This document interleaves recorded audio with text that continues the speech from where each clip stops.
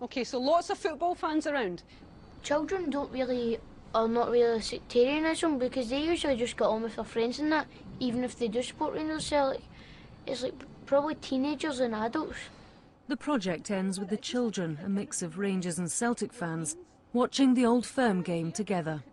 The really important thing is that whatever else you do, when you're travelling to the match, nobody will wear their football colours. Your football colours you can bring with you.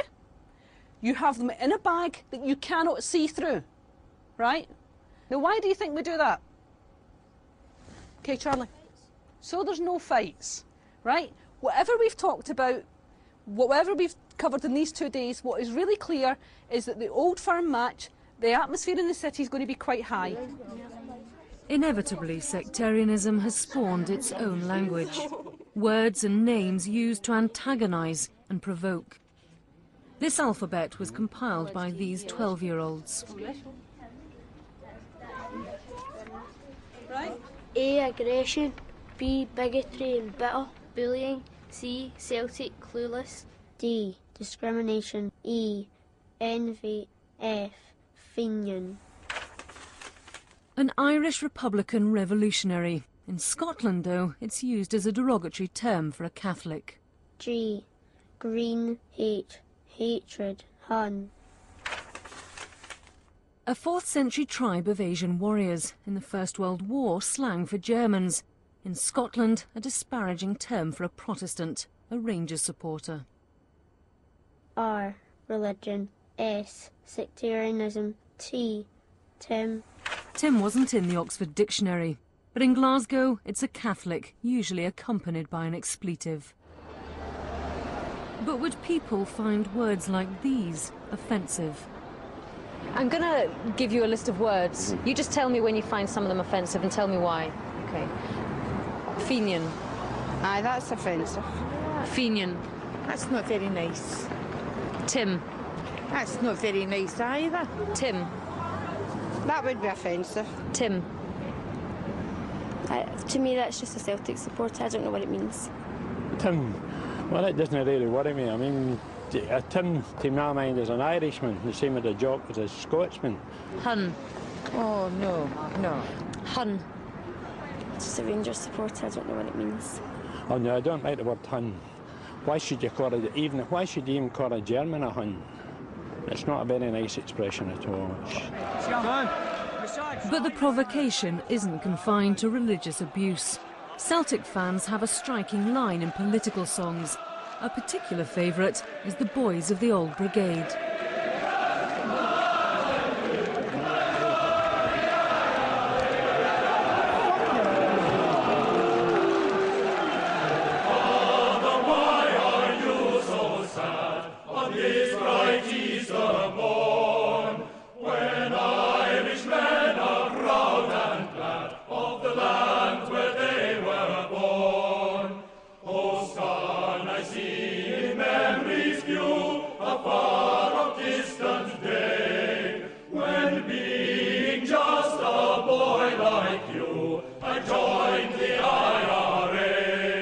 When you come to games at Celtic Park now, you will have to listen very hard to hear any song sung which have got religious content, which are indications of religious bigotry or intolerance. It doesn't happen.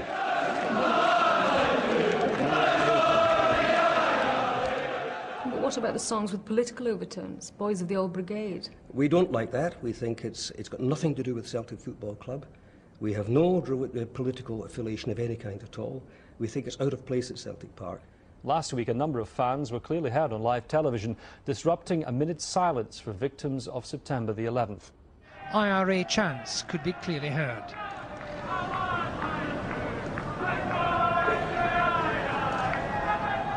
And it was those songs that led the chief executive to send a letter saying, this is no place in our club, we don't want it. We will not defend them. We think they're doing the wrong thing and we want to discourage them from coming to Celtic Park. Just a week after the strongly worded letter was sent to fans, the same political songs could be heard again. The game's now 20 minutes old and Celtic have scored their first goal. Their fans have barely stopped singing for the whole of the match, and the words IRA could clearly be heard in the first 5 minutes, sounding a note of defiance to the Celtic board. Both clubs argue, although they've some control over their home support, it's when their fans travel to away fixtures that it becomes more difficult. People who go to the away games and who are more numerous, certainly noisier at the away games than at the home games, are not season ticket holders. Now, you can withdraw a season ticket if the person owns one. If they don't own a season ticket, there's limitations to what you can do. So what can you do? Nothing, Well, it seems. you can work with the other clubs. You could try and assist them before the match day. You can have a relationship with the local police. You can send stewards to the ground to try and make sure there's good behaviour. But as I say, the responsibility for conduct inside the ground is ultimately that of the home team. Today, the Irish rebel songs still continue. This is Celtic's away support filmed by us in the first 2 months of this year.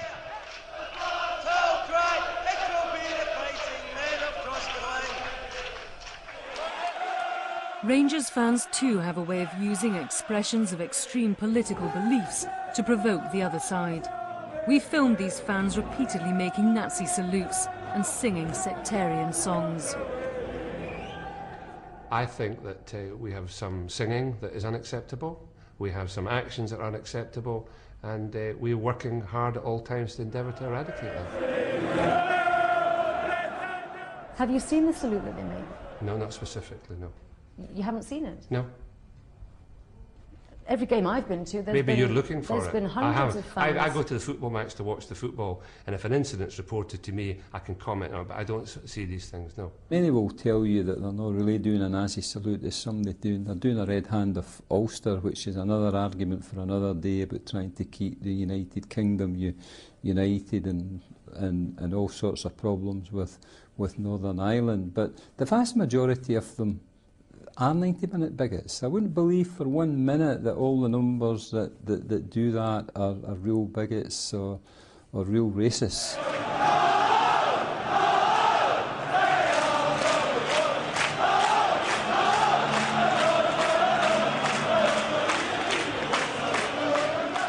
What would be the message to the fans who, on Sunday's game, stood in the terraces in their thousands and sang the most offensive, vile, hateful songs and chants, out and out religious hatred?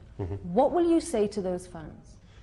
I would say sing your songs by all means, but if you put an anecdote of religion or bad language or stuff like that, I say it's totally unacceptable. Did you hear these fans? Of course I did. I'm not denying, but I think that... Are you not ashamed of them? No, what I've said is it's totally unacceptable. Are you not ashamed of them, though? I wouldn't use the word ashamed, I'd just say it's totally unacceptable. I think that there's no place for that in society today.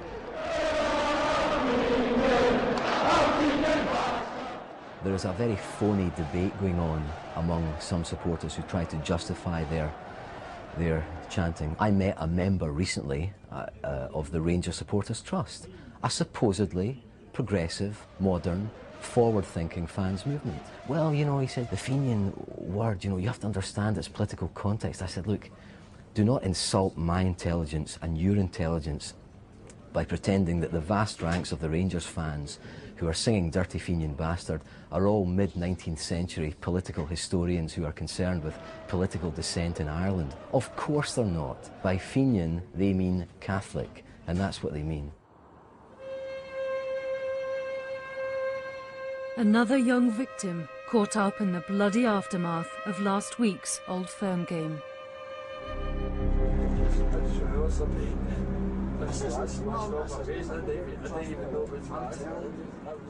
He'd been in a pub watching the game somewhere else, had walked along the street, come to another pub to meet his friends, and a fight had broken out within the pub, and he'd had a broken glass put in his eye. There's a lot of violence after an Old Firm game. You could be lucky, you're lucky to get home if you're wearing a particular colour, intact. It's as simple as that. Soldiers are we, whose lives are pledged to Ireland. Some have come from a land beyond the way. But the games that I've been in have been the best adrenaline buzz you could, not one drug could experience the adrenaline for it, you know what I mean? You just get that much high. That's how I think there's that many murders and stabbings and all the rest of it, because you're leaving the games in such a high, you're not really thinking about the consequences.